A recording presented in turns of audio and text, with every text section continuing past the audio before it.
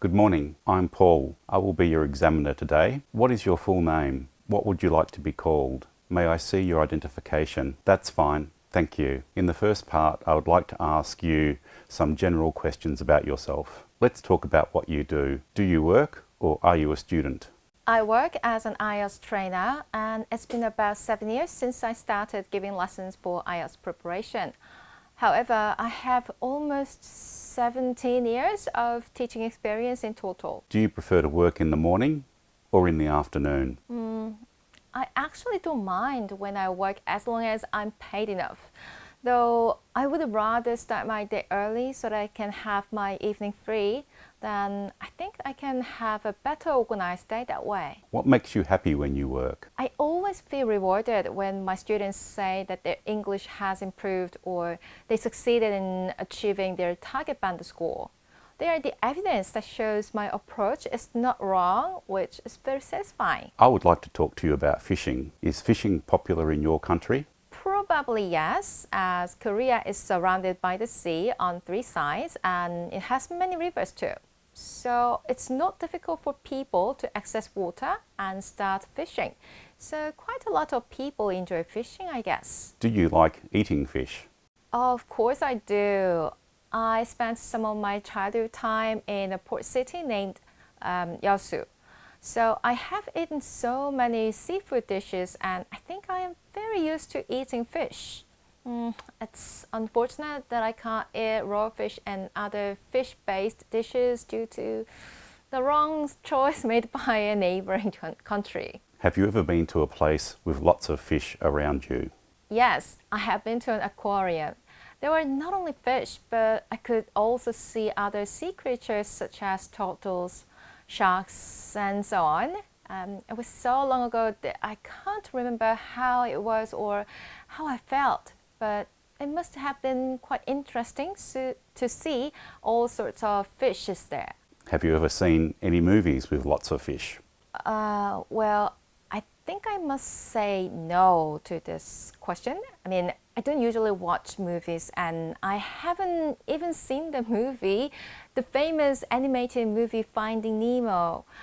As far as I can remember, the Little Mermaid is the only one that I have seen with the largest number of creatures with tail fins. Let's talk about geography. Do you like geography? No, I don't think so. It's a very complicated subject, isn't it? And I don't feel any inconvenience without knowledge of local or national geographies, so I don't feel like studying that field. Do you think geography is useful? Yes. Despite my attitudes towards the subject, I know that geography helps people understand other cultures well because how people live in a certain place is greatly influenced by the surrounding environment, such as the housing styles, recipes, and so on. Have you ever studied geography at school? Yeah, I remember learning some geographical features of the continents and capital cities when I was in primary and middle school. At the time, it was not easy to remember, memorize all the facts, so I didn't really enjoy the class. Do you want to be a geographer in the future? Not at all, because what they study is impossible to discover from a desk. If I remember correctly, geographers' jobs involve a lot of expedition into isolated areas, which I don't think I can handle. Also, it must take more than just expertise in geography to find out the connection between surroundings and ways of life. I believe it'll be too difficult for me to become a geographer. Thank you. Now let's move on to part 2. I will give you a topic and I would like you to talk about it for 1 to 2 minutes. Before you talk, you will have 1 minute to think about what you are going to say. You may make some notes if you wish. Do you understand? Okay, here is your paper and a pen, and here is your topic. I would like you to describe someone you know who loves cooking.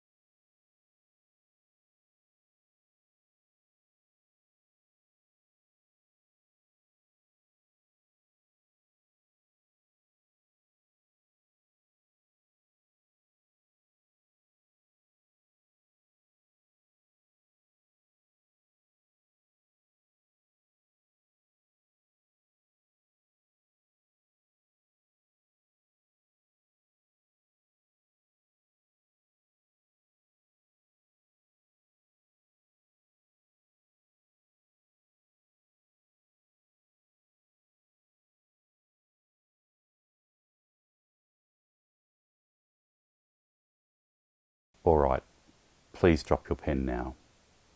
Remember, you have 1 to 2 minutes for this, so don't worry if I stop you. I will tell you when the time is up. Can you start speaking now, please? Well, to be honest, I'm not sure if anyone around me enjoys cooking because I haven't had the chance to ask them about their passion for food. However, there is one person I know who definitely has a stronger passion for food and cooking, and that's my younger brother. He's 2 years younger than me and currently lives in Melbourne. What makes me quite confident about his enthusiasm for cooking is the fact that he is a professional chef with over 20 years of experience. Of course, it's not fair to assume that he likes cooking only because it's his job, as there are chefs who may not particularly enjoy their occupation. However, from my recollection, he sometimes invited his friends over for dinner, quite willingly prepared the menu I requested, although I was responsible for washing the dishes. So, at the very least, he didn't seem to dislike it. Furthermore, he made attempts to explore other career paths away from being a chef on several occasions. Yet, in the end, he was inevitably drawn back to the kitchen.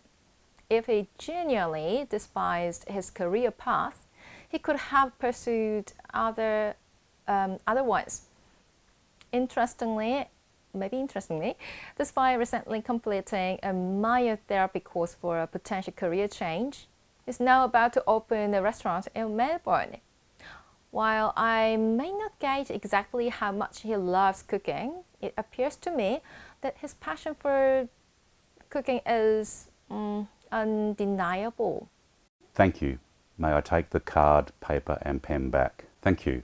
We've been talking about someone you know who loves cooking. I would like to discuss with you 1 or 2 more general questions relating to this topic. First, let's talk about cooking.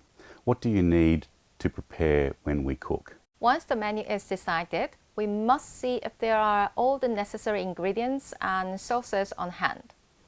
Otherwise, nothing is cooked. Also, we have to ensure we have all the cooking utensils. Some can be replaced by other equipment, but aluminium foil or wax paper, for example, serve unique role, and the taste of food can depend on the availability of the item. And one last thing is, if possible, a great cook.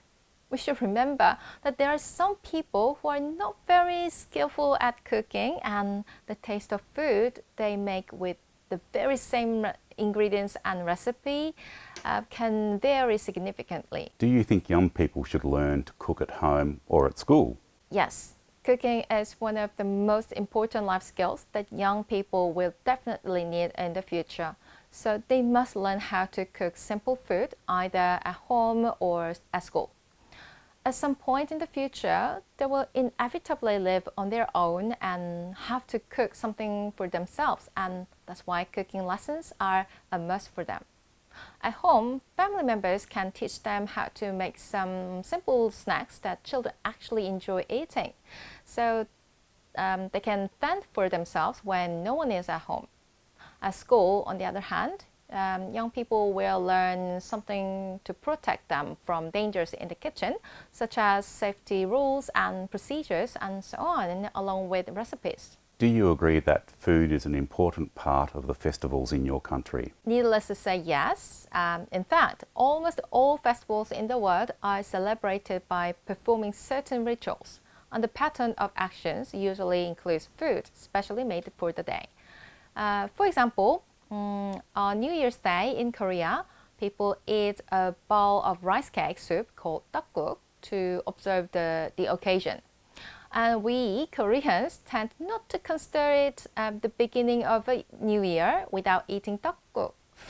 This is just one example that highlights the importance of food in Korean traditional festivals. I would like to talk to you about eating habits. How are the eating habits now in your country different from the eating habits in the past? Koreans are usually self and health conscious, so a large number of them try their best to stay fit and in a nice shape. This has become a trend where individuals watch their diet very carefully. A couple of decades ago, I believe healthy food was not very popular as their priority was earning a lot of money. Now, in addition to making a lot of money, Koreans are really concerned about their health and physique, leading to an increase in the consumption of healthy snacks and healthier options of food.